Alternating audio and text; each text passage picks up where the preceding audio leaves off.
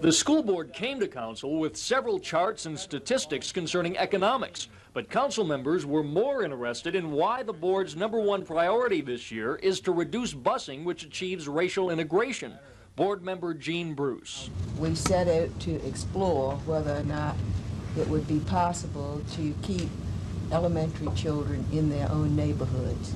That provoked a sharp response from Councilman the Reverend Joseph Green. I just hear the word neighborhood school, and it's a frightening one to me, because I believe personally that it would be a return to a segregated system. Green added, studies show significant integration does a great deal to help the black students and does not adversely affect the white students. Mayor Vincent Thomas tried to play peacemaker, remarking, city officials have matured enough to talk about these materials on a rational, objective viewpoint without extremes on either side. After the meeting, Board Chairman Tom Johnson maintained that Green will change his mind. I believe Reverend Green at the end will see that we've lived up to our commitment, and that is to have a genuinely integrated school system. But despite the school board optimism, it's only hearing the beginning. Green is not the first black leader to express concern over the school board plan to decrease busing, and the decision hasn't even been finalized yet. If and when the school board institutes that plan, it's seeing only the tip of the iceberg compared to the protest expected from the black community. In Norfolk, Mike Deason, The Daily News.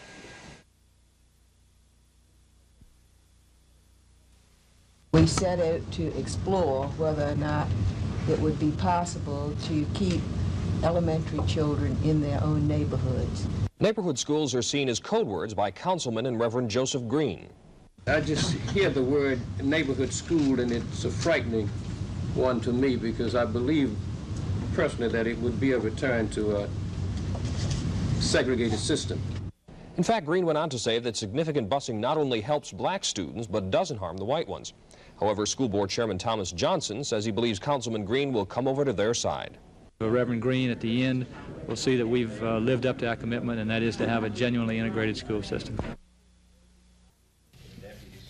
Blacks packed the meeting to blast the school board. Every speaker said segregation, not busing, is the issue. I am appalled and horrified. Dr. King Davis, representing a citizens coalition opposed to the plans to end busing, warned the board the issue is explosive. In ways as to create and to support and sustain a level of racial division and mistrust in this community that is once again likely to disrupt the community as it did before 1968. School board chairman Tom Johnson tried to explain. We are starting from the right motivation and not the wrong motivation. There's no massive resistors in this group, and that's not our motivation. I assure you that is the best of my personal ability to do so, that I speak for all this board. But added, if I were black, I might be skeptical of a white man saying that too. Norfolk NAACP President Reverend L.P. Watson says the city must continue to bus because Norfolk's neighborhoods are not integrated.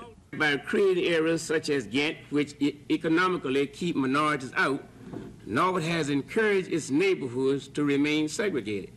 Again, Johnson tried to play peacemaker. Let's not close our minds and our ears. We're not closing ours to what you're saying today, and we ask you don't close yours to what we haven't yet formulated.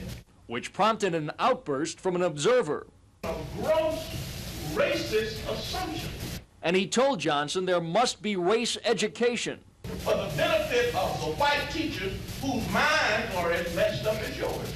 However, one of the board's two blacks, Hortense Wells, added fuel to the fire, saying busing will force white flight from Norfolk. The continuation of busing at that age, at that level, is going to bring about this ugly word of resegregation. As heated as this meeting was, it is only the beginning, as members of the black community vow to come back again and again every time they feel the school board is taking steps to return to segregation. And that is exactly what black leaders fear will happen if the plan to reduce busing is instituted. In Norfolk, Mike Deason, The Daily News.